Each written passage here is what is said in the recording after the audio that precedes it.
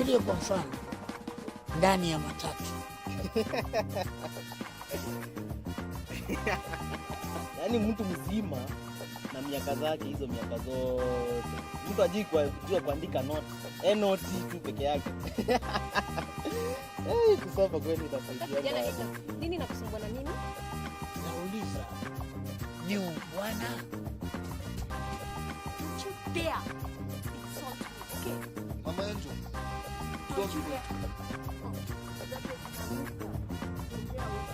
Haya, kwani nimepita? Nini wewe? Yaani wataka kumpiga. Wewe mpika mtike nini? This weekend on KBC Channel 1. Siwezi kukurupuka Yusuf. Siwezi jua kama hapo wale labda walikuwa na mke na watoto, alafu wataka kunioa mimi sasa hivi. Siwezi. Mama. Si huko kuna wageni hapa sasa. Ningefanyaje mimi? Alikuwa ana shida na mimi alafu. Juzi Brian sikuwa na wageni. Ja mwangalia mami?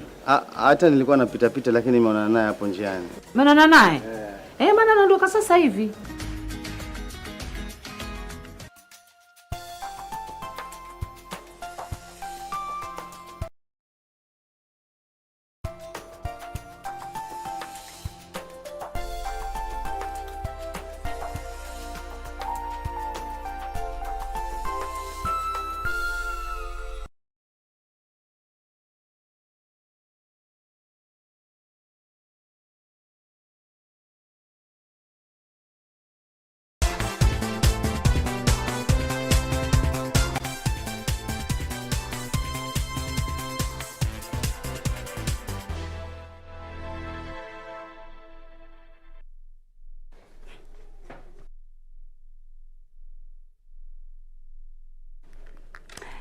A very good afternoon to you this Saturday, the 12th of June, 2021. Thank you so much for joining us for lunchtime news. And of course, the healthcare workers are currently addressing the media in regard to the just allocated budget on the health sector. And they're saying that was a 3.4% is a small percentage to be allocated to the health sector owing to the COVID-19 pandemic. Rodhu Amboi is following up on that report, and we'll be having a look at it later. My name is Purity Museo. Byron Abuli is our sign language interpreter this afternoon. Our top story: the Independent Electoral and Boundaries Commission selection panel has shortlisted 36 persons for the position of IEBC commissioners from a pool of 36 applicants who had expressed interest in the position. The panel's chairperson, Elizabeth Muli, says the interviews were slated for Wednesday, July 7th and 22nd July this year, with members of the public invited to submit any information of interest with respect to the suitability of the shortlisted applicants by the 25th of June this year. In a statement issued on Saturday, the Independent Electoral and Boundaries Commission selection panel shortlisted 18 men and 18 women to be interviewed for the position of the commissioners of the country's electoral body, IEBC. This being the 36 persons lucky to meet the selection panel for the interviews from the initial list of 660 applicants who had expressed interest on the job. Among those shortlisted to battle it out for the challenging task include former National Police Service Commission member Abdallah Mohammed, former judges and magistrates vetting board chairperson Roslyn Doreen Adhiambo Odede, former Kenya National Commission on Human Rights chairperson Kagwigira Mbogori, and former National Cohesion and Integration Commission NCIC Commissioner Joseph Gitile Naituli. The panel's chairperson, Elizabeth Muli, said the interviews are slated between Wednesday, July 7th and 22nd July 2021, during which the IEBC selection panel will be searching for 4 persons most qualified to serve as IEBC commissioners, taking ethnic and gender question into consideration. The selection panel has invited members of the public to submit written memoranda or any information of interest with respect to the suitability of the shortlisted applicants by 25th June 2021 to enable the panel scrutinize them. After the interviews, the selection panel will forward names of candidates to fill the vacant 4 positions at IEBC to the president. The positions fell vacant following the resignations of Roslina Kombe, Paul Kurgat, Margaret Mwanchanya and Connie Maina after the 2017 general elections. Ben Chumba, reporting for Channel 1 News. A section of Laikipia County residents have petitioned the County Assembly seeking the impeachment of Governor MURIITHI on accusations of gross misconduct and abuse of office. The petition, which has already been lodged with the clerk, is expected to be presented at the next sitting of the Assembly. Martin Kagwanja, a resident of Igwamiti, ward of Laikipia West, is the first petitioner who seeks removal of Governor MURIITHI over what he terms as gross misconduct and abuse of office, together with Anthony Murimi of Nanyuki ward and Joyce Wangui of the Githu ward. The trio has called upon the County Assembly to initiate an impeachment process, anchoring their petition on 15 points as guided by the Constitution of Kenya. Tumeweza kuona maandamano sio zaidi ya 3 ambayo yameweza kufanyika hapa katika kaunti yetu kuhusiana na jambo hilo la afya. Hii ni ishara tosha ya kwamba wananchi wa hapa Laikipia wametosheka kabisa na wamechochwa kabisa na haya mambo ya afya na mambo mengine ambayo hatungeweza kuitaja siku ya leo. Karia makosa tunaona hata kama madaktari pia wanakosa, lakini governor pia alikosea sana kwa sababu ya kusak wale specialist madaktari. There was this allocation of COVID-19 to the county government, to the hospital through the county government. According to the Auditor General, inamaanisha kwamba there was too much irregularities and illegalities ya expenditure hiyo pesa. The petition has been received by the county clerk Jasper Mutwiri. In case the county assembly does not act on the petition, as a matter of urgency, the residents have launched a signature collection drive targeting 20,000 signatures seeking dissolution of the county administration. Na that's why through this petition tumeleta hapa kwa county assembly na tunahimiza MCA wetu. Hili ni jambo ambalo lina dharura sana. Hii ni mambo ambayo si hatufai tunakuwa postponed. This is something that should be acted upon immediately. MURIITHI, our first-time governor, was elected in 2017 on an independent ticket. Suleiman Yeri, Channel 1 News. The National Assembly Committee on Finance and National Planning is proposing higher taxes on betting farms, saying it will generate more money for the National Treasury and at the same time discourage many youth and elderly from the trend. On Thursday, National Treasury Cabinet Secretary Ambassador Ukur Yatani announced a 20% tax increase on betting winnings, which is expected to generate over 6.8 billion shillings for the exchequer. A section of legislators say they are not amused with the betting trend among the youth and the elderly. The members of the National Assembly on Finance and Planning Committee, who met National Treasury and Planning Cabinet Secretary Ukur Yatani in Naivasha, want higher taxes imposed on betting companies. There is introduction of 20% excise on stake. So the question was whether we proceed with it as it is or we shift the burden to the companies. So it's still discussion. It's still under discussion. So by the end of the weekend, the committee will have agreed on some of these areas that are in contention. Yatani says the government is keen to rein on the industry by regulating operations. We want to discourage, and if they want to be in business, let them pay for it. Let them pay for it. The companies and even individuals who choose to bet, let that pain that you know you are doing at a cost that you cannot manage is what we want to achieve. Yatani at the same time denied introduction of new taxes on essential commodities such as bread, saying the product is zero-rated and thus retail price should be lowered. What we did is that there was an inconsistency in different laws, that on one part is giving exemption, on one part is being zero-rated. And you know we only insulate zero rating for export goods, because the idea is just to encourage our people to export with a view of getting foreign exchange. That is the time we zero rate. And when we zero rate, we give now further refund. We support those industries that are exporting and we give them VAT refund. The National Assembly Committee on Finance and National Planning chaired by Gladys Wanga, is expected to scrutinize budget estimates delivered by Yatani in the National Assembly last Thursday. The responsibility is now with Parliament. Treasury can only convince us that what they have proposed makes sense. And that's why we have had discussions up to this hour, because they can only convince us that this proposal we're making makes sense because of this. But the passing of the law now lies in Parliament.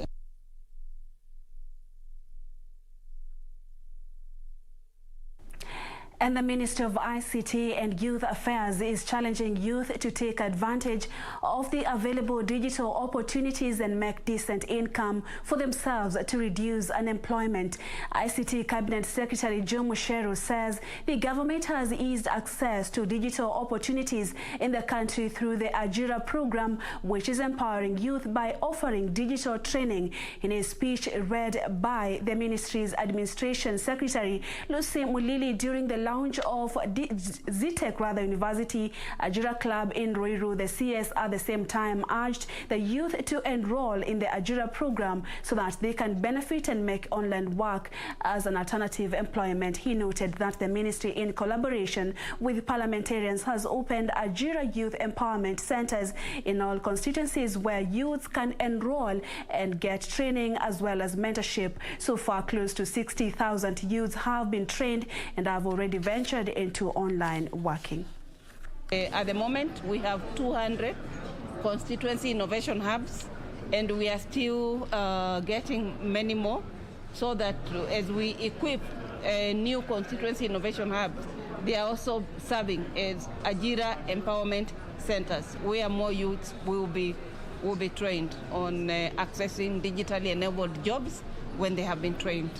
We are targeting about 1,500 constituency innovation hubs. At the moment, we have 200.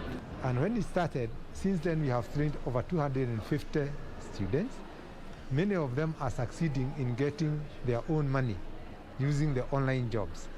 Our hope and our encouragement is that all our students will actually join this club, because as you have seen from the time COVID broke, jobs have gone home. Jobs are no longer in the offices. You can have a job in the park, you can have a job in the beach, you can have a job in the car, and you notice you are even holding your webinars when you are traveling.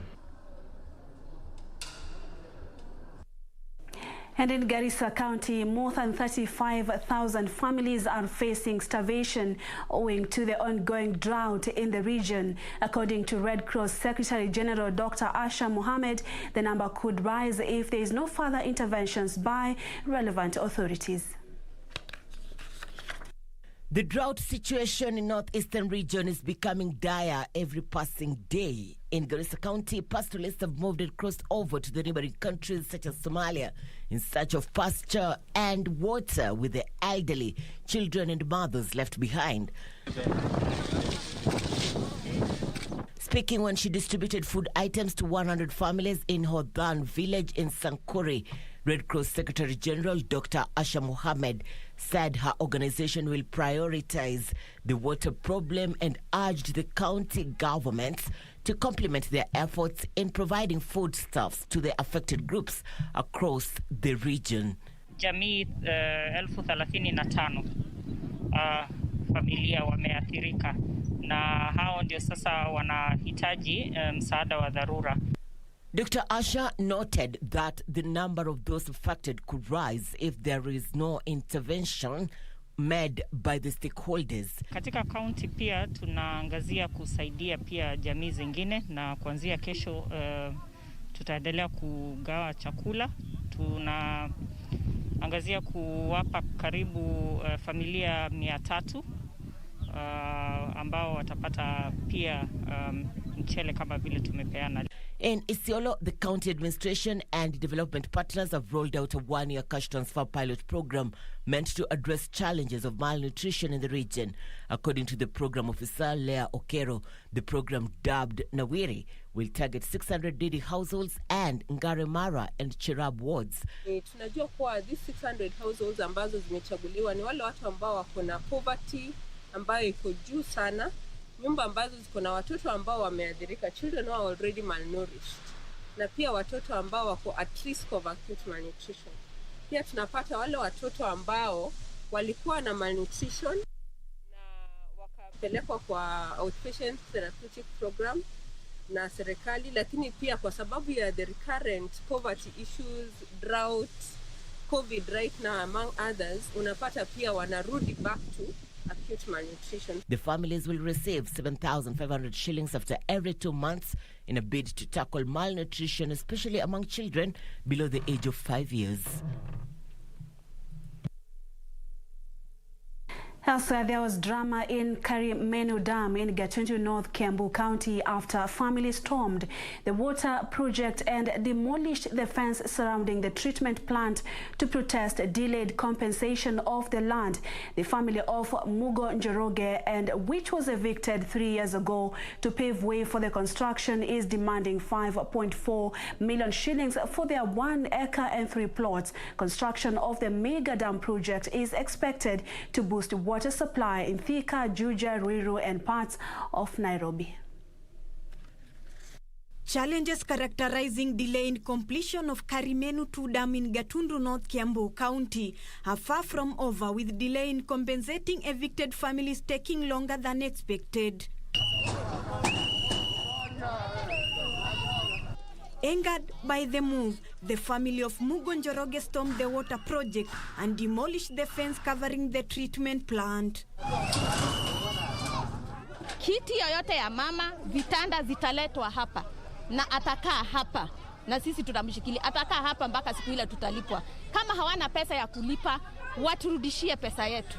Kile tumebaki nayo ni makaratasi tupu ya kuonesha kwamba shamba ilikuwa yetu. Hata plots zenyewe hatujalipwa. Plots ni 3. Sasa mama anahangaika. They claim that since the eviction, the government through National Lands Commission has only paid them 200,000 shillings, which is less than a quarter of what is owed to them. Na hakuna kulipo, nitafanya aje? Tuko na president wetu mzuri sana. Atusaidie wakati hii tuko na shida. Atusaidie tulipwe pesa yetu. Karimenu Dam ndio tunataka tu. Mimi nilipo nione mahali ya watoto wa kupeleka. Nimeteseka kabisa. Hata wanakuja wakalia, sasa nitamauliza nitafanya aje. Na manaona makaratasi niko nayo. Led by Esther Njeri, wife to the late Njoroge, the family vowed that not even intimidation by police or administration officers will stop their bid to seek their rightful compensation. Hawa watu wametusumbua miaka 3. Wanatuambia 2 weeks, 3 weeks, walitulipa 200,000 na kaburi. Hizo zingine za nini walituambia watatulipa. Wavijana watu wametoa vitu nje. Tumekopoa huko plot. Completion of the mega project has been hanging in balance since its construction began in 2019 due to frequent stalling. Ruth Wamboi for Channel 1 News. In West Pokot County, parents of St. Peter's Kapkecha Secondary School at the county are demanding transfer of the principal. They accuse Samson Chemweru of mismanagement that has seen the school's performance dwindle over the years. Parents are now calling on the Ministry of Education and the Teachers Service Commission to deploy a new principal to the school. Parents of St. Peter's Kapkecha Secondary School in West Pokot County marched and stormed the County Teacher Service Commission offices in Kapenguria. They are demanding for the transfer of the school principal, Samson Chemweru. The furious parents cited the school's poor results for the last 4 years as unexcusable. Tunaomba Mr. Makoa kama unatusikia kutoka juu national government, tunataka hapa West Pokot ifagiliwe. Hatutaki kuona watu tena. Shule nyingi hapa inafanya performance iko poor sana. Kwa nini? Watufanyia haki. They vow to withdraw their children from the school if the authorities do not address their plight. Mweru atoke. Mweru kutoka. Pamoja hii ya education. Hatuta watoto yetu mwezi wa 7 ingie kwa hiyo shule tena. Speaking on phone, Chemweru refuted the claims, saying he is not to blame for unsatisfactory results in the national examinations. West Pokot County Teacher Service Commission Director Jeffrey Chemos said that they are investigating the matter.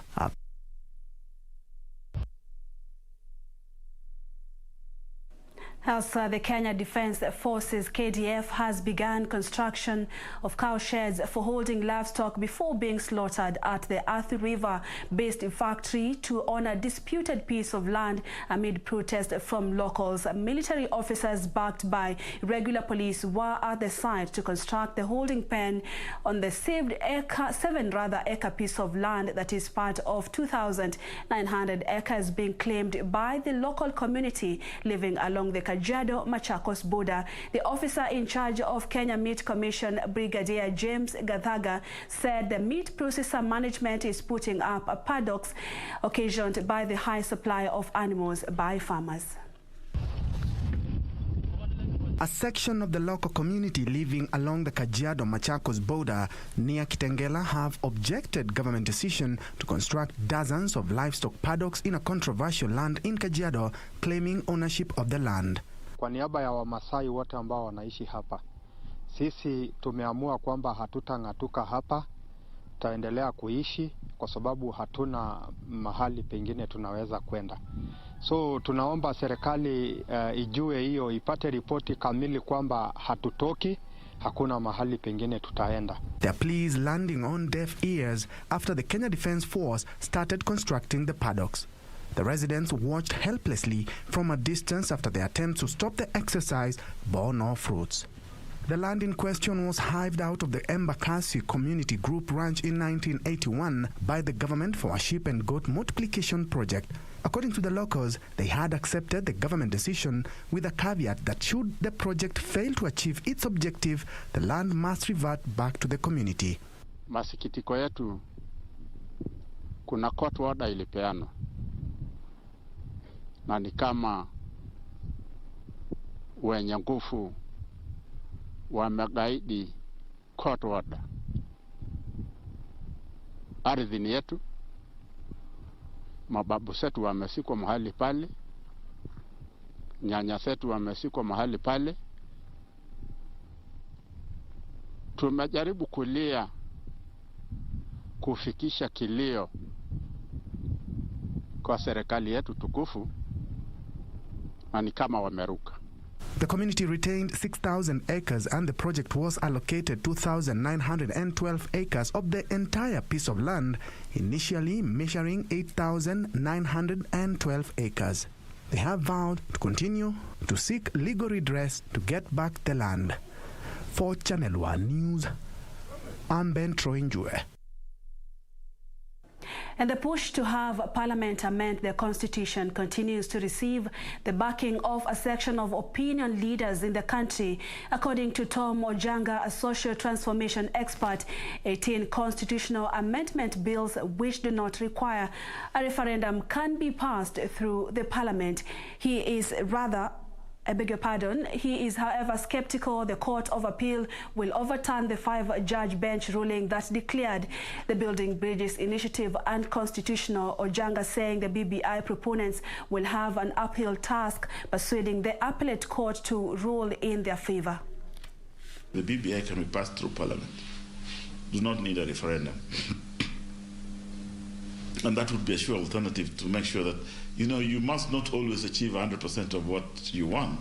If you come out with 85%, the other 15 can still come later. So the appeal is actually to revert these 18 declarations. These declarations were from a bench of 5 judges, right? And that would be very, very difficult. It will be very difficult, in my opinion, to invalidate the opinion of 5 competent judges.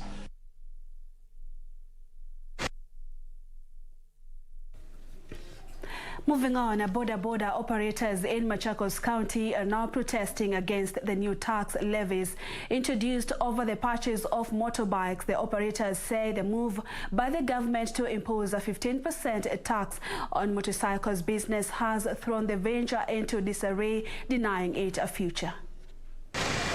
Led by Alan Musembi, the chairman, they say the 15% tax imposed on motorbikes priced above 79,000 affects their livelihoods, predicting that they are anticipating hard-hitting times ahead. Kwa kuwa kazi itashuka, pikipiki mingi pia tunahofia kwamba zitasimama kwa sababu wengi hawataweza kujigharamikia kununua spare zile zinaunda zile pikipiki. Kwa hivyo tuna hofu kwamba watu wengi watasimamisha kazi yao. Due to the COVID-19 pandemic restrictions, the operators say they are only allowed to ferry one customer at a time, meaning that they are forced to spend more on fuel than before. Mtu wa bodaboda mara mingi anabeba dada yake, ndugu yake, kaka yake, jamaa zake, na kuwapandishia bei huwa ni vigumu. Kwa hivyo inabaki mwana bodaboda anabaki kwa ile bei yake ya zamani kwa mteja wake.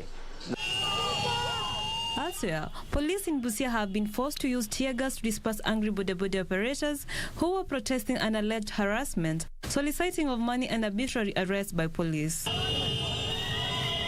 The operators allege that over 40 motorcycles have been held at Busia police station, and more than 5 operators were arrested in the protest. Chosha, wanaenda kusimama pale kando ya gari ya Guardian bila uniform, wanatushika, wanatupeleka ndani. Wanataka shilingi 3,000, 4,000, 5,000, 10,000. Wakisha kushika tena wanakupiga na rungu. Matiangi, tusaidie Busia, tumechoka na maskari wenye umetuletea hapa Busia. They have appealed to Inspector of Police Hilary Mutiambai to intervene and stop the heinous acts from the officers. Patricia Waidera for Channel 1 News.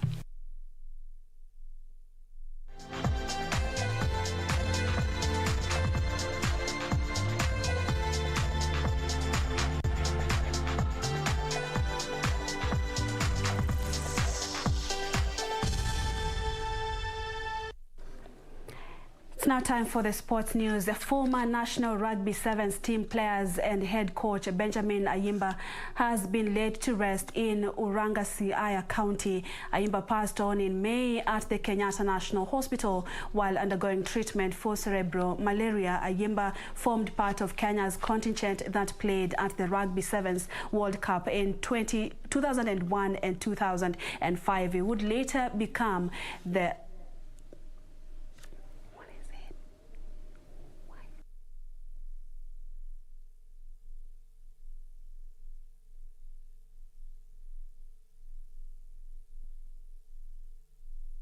Gareth Bale says captaining Wales in their opening match of Euro 2020 against Switzerland this afternoon will be a career highlight. A 4-time Champions League winner with Real Madrid, the 31-year-old forward played a key role as Wales reached the Euro semi-finals in 2016. The match will be second of the 2020 tournament after Italy defeated Turkey 3-0 in the opening match played last night. These are the highlights of the match. It's the cap on it, doesn't it? That wins the match without question, you'd imagine.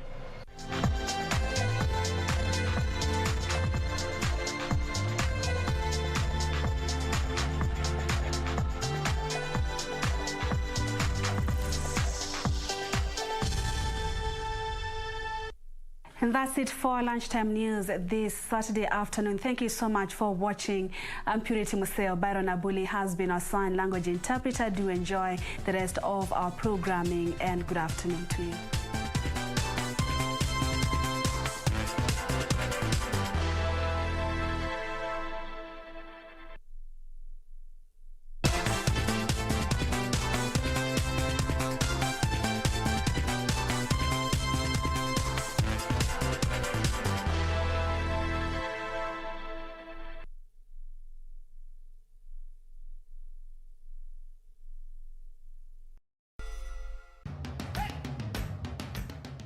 Bwana Motiso, pikipiki yako ndio hii. Uko shoni yangu. Hii pikipiki ni unakumbuka uniekelea the lowest unique bid yako ilikuwa ngapi? 18 shillings. Na unajua kuendesha hii gari?